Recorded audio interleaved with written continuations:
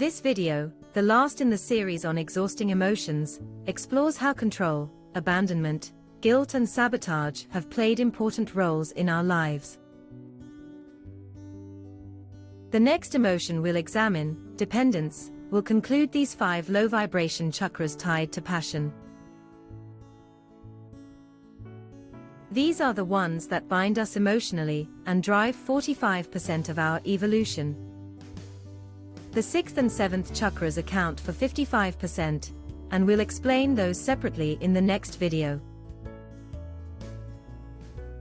You'll have noticed that throughout this journey of emotional deficiencies, 2 cards have always appeared: obsession and fear, which we consider jokers, because they intertwine with all the others.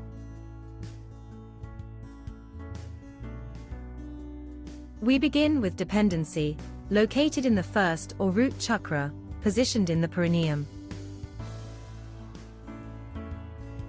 Here, the element of fire will accompany us.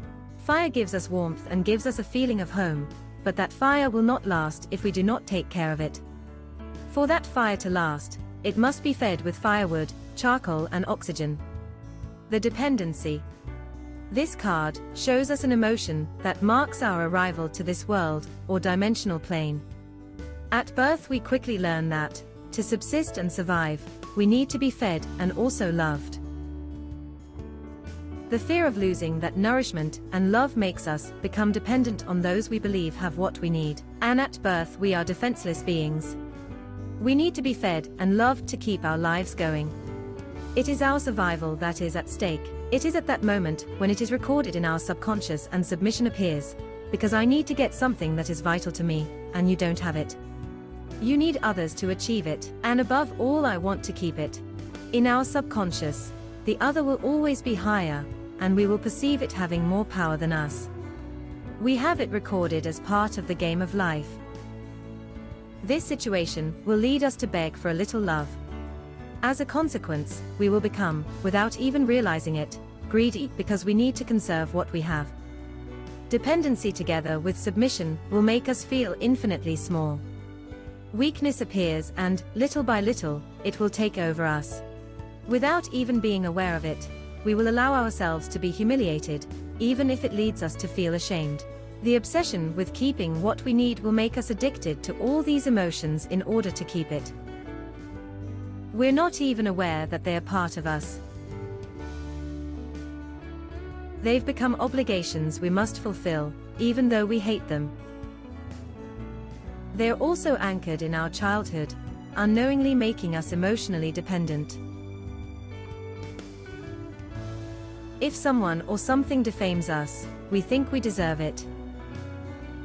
This will make our body and mind accept resignation as a way of life, deforming us externally and internally. Fire doesn't need to prove its worth to us, nor the heat it radiates towards us. It does not bend us, it's a matter of 2. If you want its heat, you have to keep it on. Because if neglected, it will burn, without control, and it will get out of hand, causing fires and destroying everything. Don't forget that for the fire to keep burning, oxygen is a basic element. As when dependency nullifies your will and thus you give sole power over your life to another being. For the fire to stay lit and not be toxic nor go out, it needs oxygen. In a relationship, one part is love, another part is oxygen. What noble gases can we bring into our lives? For that heat to be with us, without burning us. Here we can use as embers. The honesty. So that we can look back without blaming anyone for what we, through our recordings, have allowed. Justice. To put all these emotions on the scale and assess how much of this has trapped us and how much it has freed us. The love. Especially to ourselves. Because even when we have seen how we can burn, we continue to forgive ourselves, so we can love ourselves more. Why do we let something that begins at the start of our life mark us until its end?